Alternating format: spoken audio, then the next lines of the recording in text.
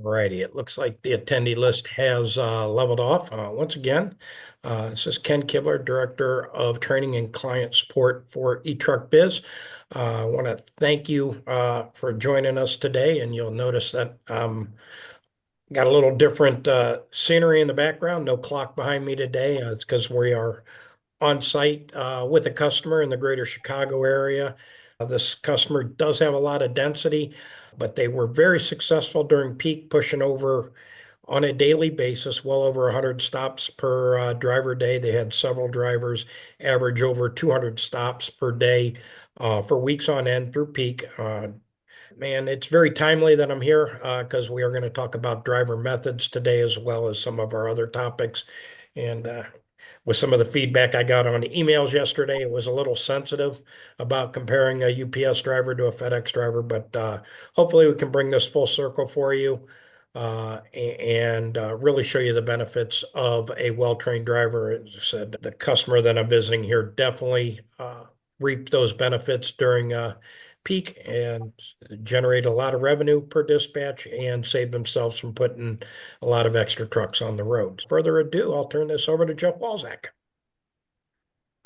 Okay, Ken, we got to make sure that everybody knows that eTruckBiz is not endorsed, sponsored, approved, or otherwise affiliated with FedEx Corporation. Okay, and we here at eTruckBiz we're here to help you organize, optimize, and maximize your financial results so you can proudly own a FedEx-based transportation company. But before we get started today, we have an announcement. The announcement is that eTruckBiz would like to invite you to a new 2-day seminar we're going to hold in February, capitalizing on Network 2.0. So I know here in Huntsville, at least, today was a big day because there was the big announcement that integration is going to happen here pretty soon. So day one is all about the economics of Network 2.0. What does it mean? And then how to profit from the significant financial transformation. It's a big deal. And then day two, shifting drivers' gears, revolutionizing culture and mastering operational methods for the road ahead, which is what we're going to talk about today. So this will be February 19th and 20th in Huntsville, Alabama. We're not sure exactly where yet, but you can at least mark the date if you want to attend. More details to come. So watch your emails, watch different pages and stuff we're going to have. But that's coming up. So every week we look at the volume trends. We start with the pickups, and that's good. Look at that, just like that, right back up over the trend line. That's very good. And then if you look at where we were at this time last year as far as pickups go, had a trend again. That's some good stuff there. Same thing with the packages. Packages actually a little stronger than just the stops too. That's encouraging. So over on the delivery side, same thing. Same thing over here. We're missing the trend line here, but we're still better off than we were last year for sure. On the packages side too. All right, productivity. So the number of routes came back just like that in response to the volume.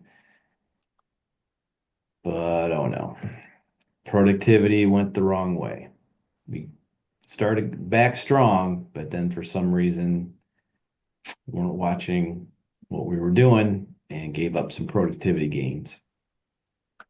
Okay, over in the news, and we just said we're going to have a 2-day seminar in Huntsville where we will discuss the challenges and solutions inherent with Network 2.0.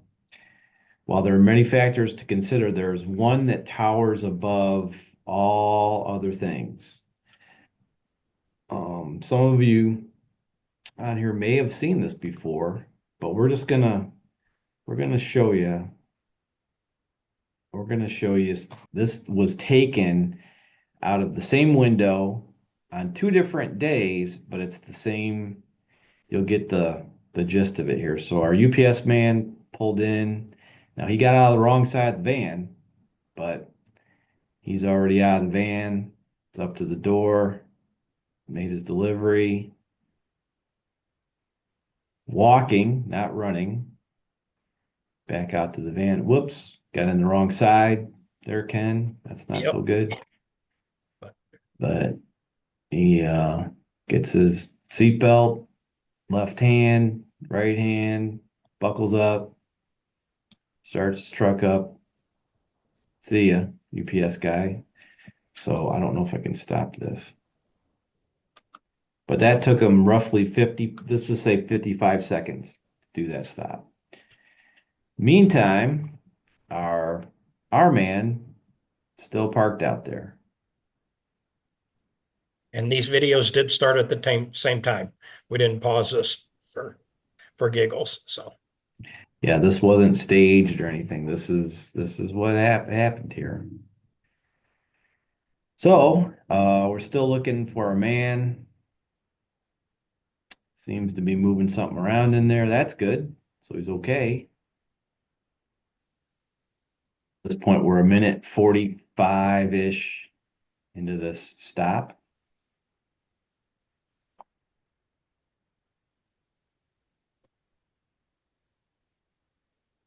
Still can't see our man in there, Ken. I'm not sure what he's behind that wall there. Oh, here he comes. Here he comes. And yep, out of the wrong side of the truck. He's walking at a brisk pace. That's good.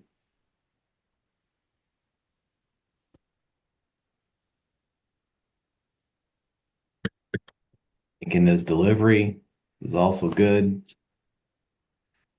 He's out of here. Maybe 2 minutes, 34 seconds into it right now.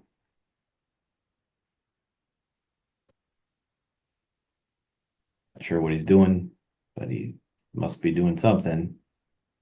That's real important there.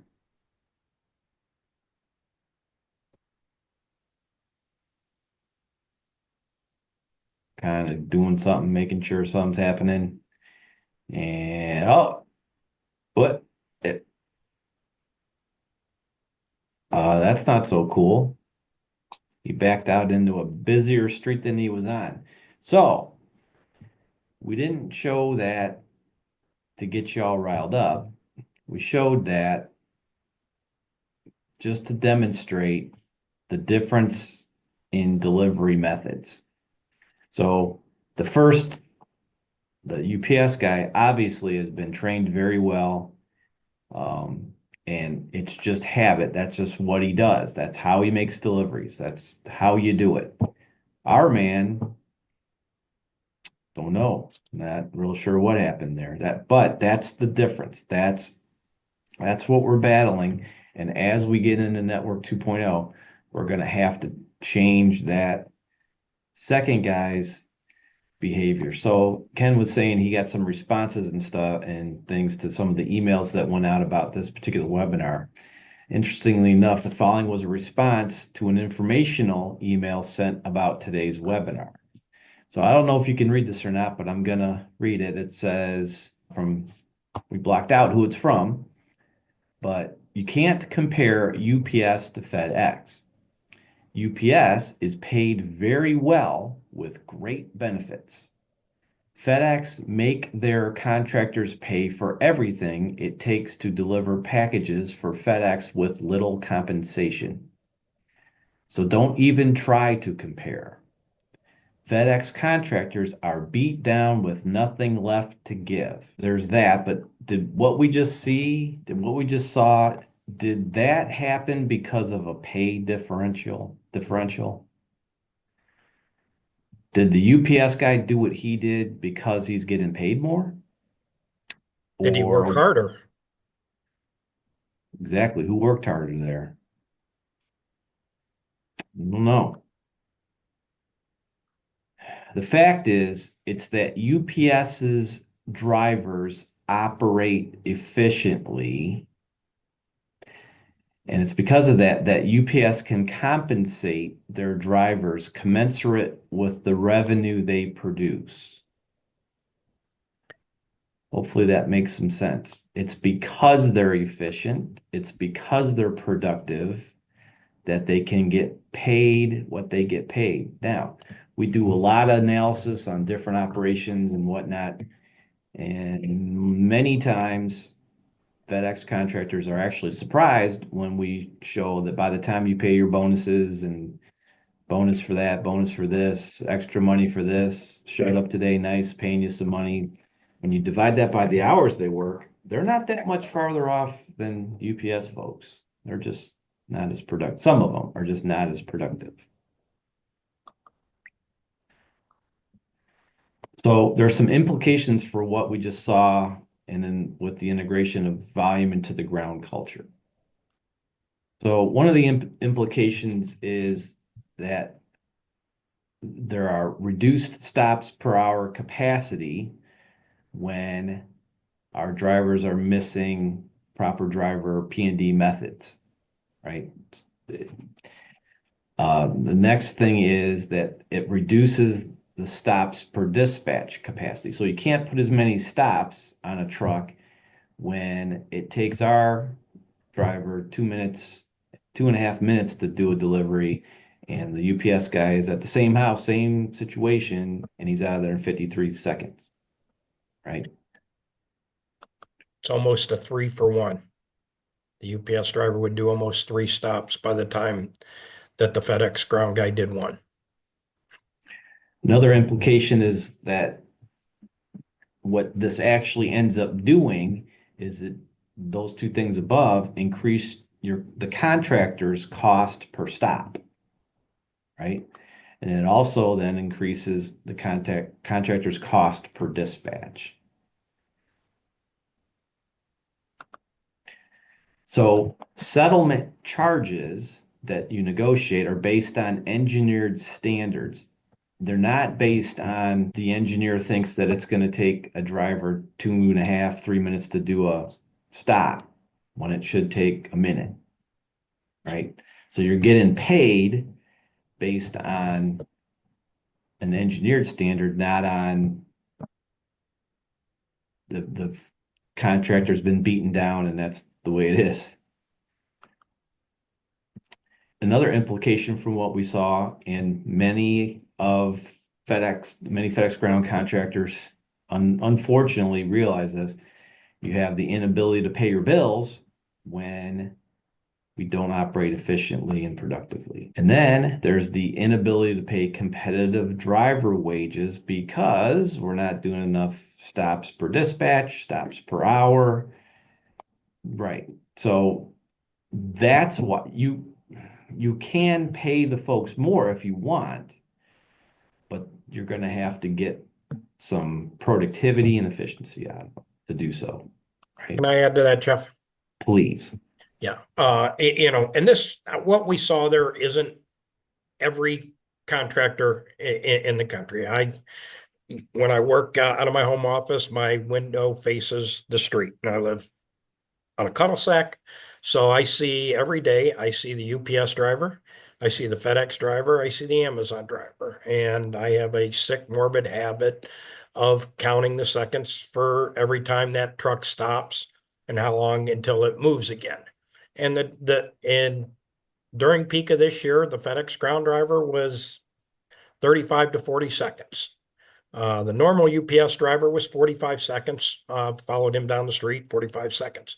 They had a peak replacement driver in there, and he was well over 2 minutes.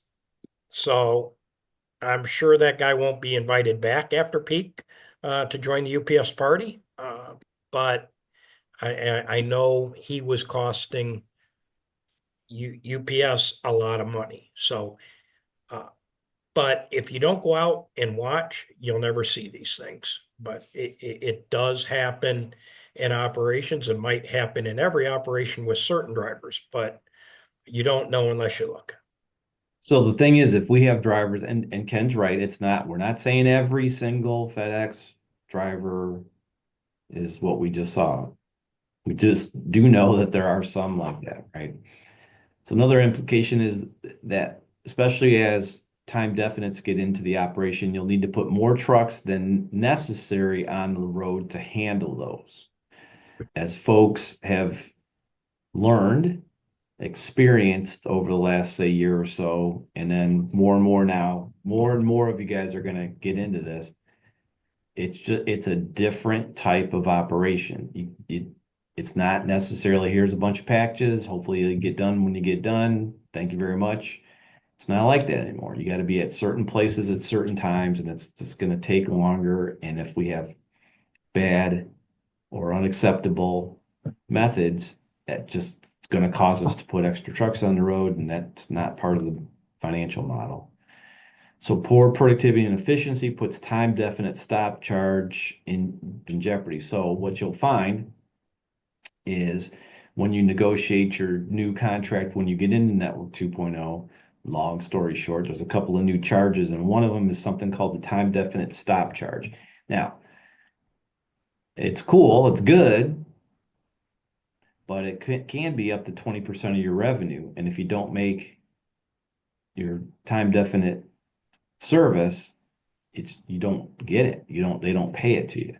So there's a lot riding on that, on the time definite stops. So we just got to make sure we're getting them done efficiently.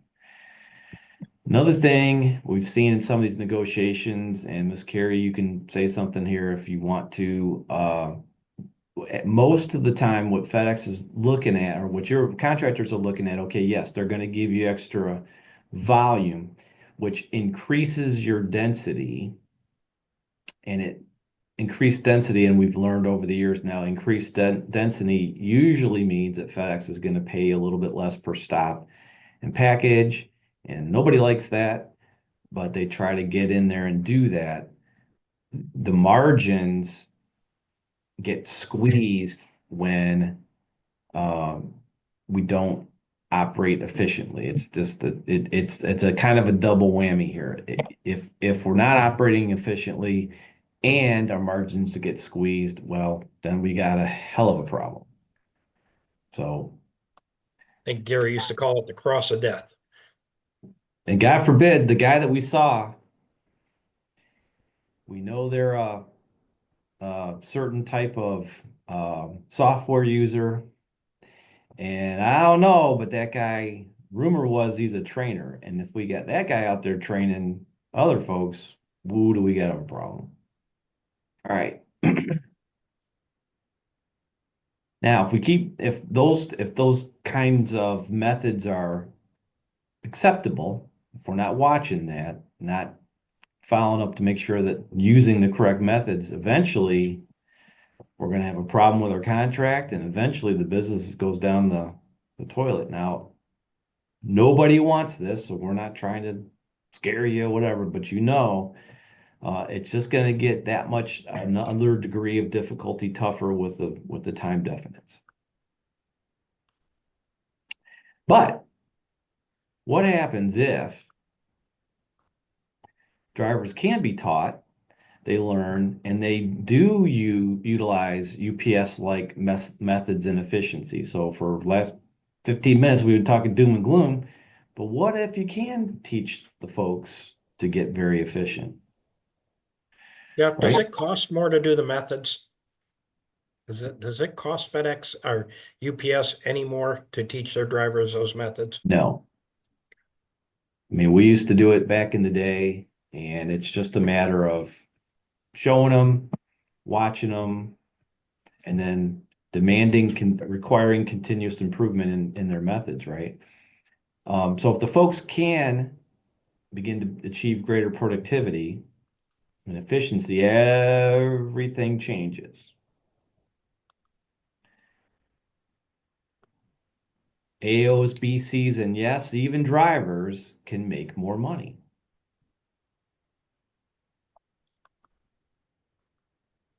So where can I find these UPS-like methods and business management practices?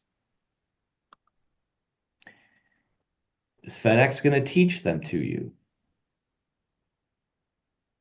So does FedEx teach specific systems and processes for service providers? Do they do that? FedEx would provide them, but you don't own a franchise, right? They're not going to keep up on you. They're not going to tell you to flip the hamburger in 72 seconds. They're not going to do that. So that's not where systems and processes come from. FedEx assumes that you're going to either make up your own or learn the proper P&D methods, but specific systems and processes for service providers can be found at eTruckBiz, and that's where Ken and Bob are today. And guess what they're doing? We're talking about methods. Tomorrow we'll be in on the preload, doing some routines, watching the drivers and working with them, setting up their trucks and the selection routines. And who knows, we might go out and follow a driver this afternoon and probably tomorrow afternoon. So if you want specific systems and processes for service providers, that's right. We can teach you how. You want to book an appointment with Becca. Becca is our sales lady. So you can book it with her to learn how you can get the business support system. And there's a bunch of you on this call that are currently on the system. The business support system is for service providers transitioning to Network 2.0. All of you either already are or you're going to be doing that within the next couple of years here. Service providers expanding their operations to multiple facilities. We've talked to a lot of you that realize that the support system is really, really geared towards folks operating in multiple facilities. So you can do the same thing that you do in your home operation in other facilities. How do you maintain that? How do you make the Big Mac the same way in every facility that you're in, right? Through the BSS. Service providers new to the business. We have some very successful folks that had some very successful launches, stand-ups, whatever you want to call it. Those folks, I wish I could, one of these days we're going to get them on here and let them tell you how they're doing with it. But they're doing very well. And then those of you that for whatever reason are remote, there's a lot of people would say, how can you operate this business without the business support system? We have folks that say that. So there's the ASM program that helps manage your time effectively. There's the OPP program where that's what the boys are doing. Ken and Bob they're out there in Chicago helping maximize efficiency. And then the expense management system that helps you control and manage your costs. Simplifies payroll, HR benefits, recruiting, finance, productivity, taxes, accounting, and time tracking, and just about everything you need to run one of these businesses all in one place. Right? So if you want to make an appointment with Becca, and you should, you can do that by emailing her, becca@eTruckBiz.com, or going to that particular page there to book an appointment with Becca to see what this is all about. So Ken, I don't know if there's any comments or questions. Yeah, we got two in the chat. First one was very humorous, says, please let me know who wrote that email. I would like to take over their CSA. Somebody who sees it as an opportunity. And just to reiterate what Jeff said, UPS are able to have all those costs and pay all that money because that driver generates the revenue. And you saw that UPS driver wasn't working any harder. You do not see UPS drivers run, but they're 45 seconds at the stop, or 53 in that case, and they are methodical. Are their loads better? Probably, but we have a lot of drivers that will spend an hour and a half or a half hour in the building.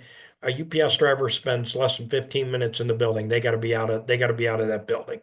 They don't get paid to be in the building because they're not generating any revenue. So UPS is able to pay all that and all those expenses because they've trained the methods. That's it. It doesn't cost them any more to train the methods than to not train the methods, but it certainly costs your business if you don't train the methods. So, do you think FedEx compensates our drivers the same as UPS for the same productivity level?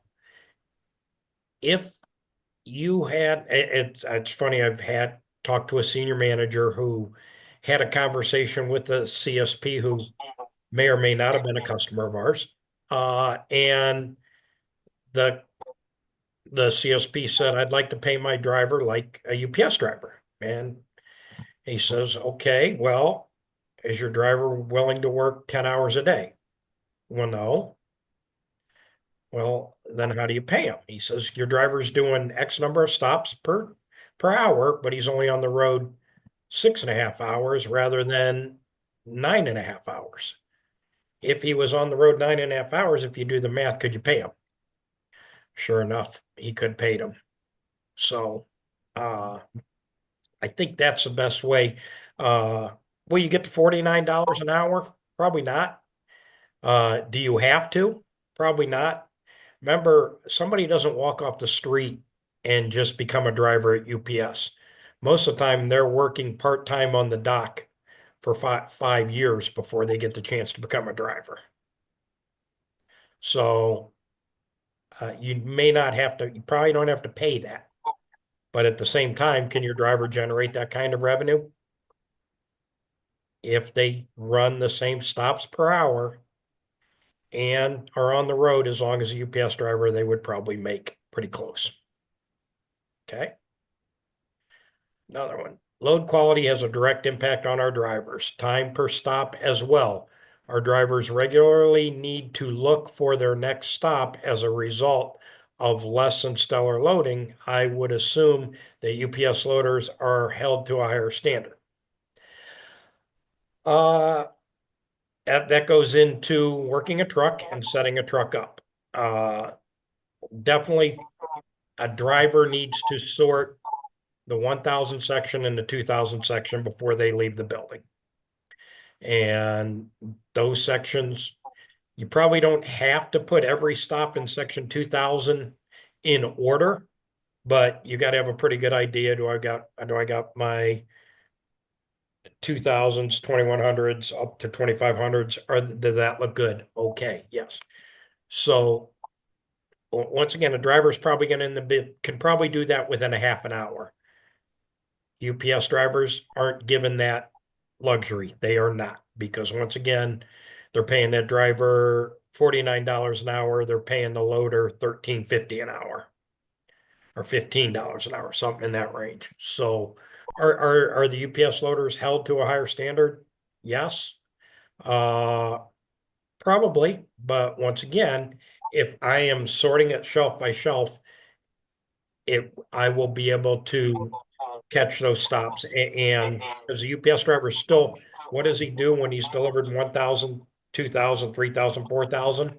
He slides 5,000 up, sorts it, moves 6,000 up, sorts it, slides 7,000 up, sorts it, slides 8,000 up, sorts it.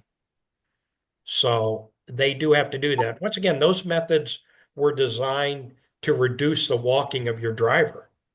So not only will your driver be more efficient, they will work not nearly as hard. They will take less steps. We've done an on-site visit where we did go follow a driver, and the driver was delivering out of section 8,000, delivering out of the back of the truck with the back door open between stops. Kind of cool, save time, but wasn't real cool when a package came rolling out onto the street. So that driver was actually working harder than they needed to. And the BC said, well, I set the truck up so they can deliver it that way. So you not only have a driver problem, you have a BC problem. And then, of course, this driver was a trainer as well. So once again, it starts with the AO and getting the message to the BC that these methods don't cost anymore. They make it easier for your driver physically, and then it makes it possible for your driver to produce efficient results that your business will need. So, sorry to get on my Hey, soapbox. Ken. Yes. Hey, can I add, two, it's not about delivering it. A stop at a time. Set yourself up 10 stops at a time. Doesn't take near as long to find your next 10 stops and then work those and then rinse and repeat and do that again than it does to go in there and look for your stop every time. When I'm doing the vetter coaching, there's times I'll go through the video. If there's something I see that I'm going to dispute, I'll go back and I'll replay. And I can't tell you how many times, well, yes, I can. 99% of the time, drivers are in the back of the truck. Not 99, at least 80. 4 out of 5 times they're in the back of the truck versus right inside the bulkhead door.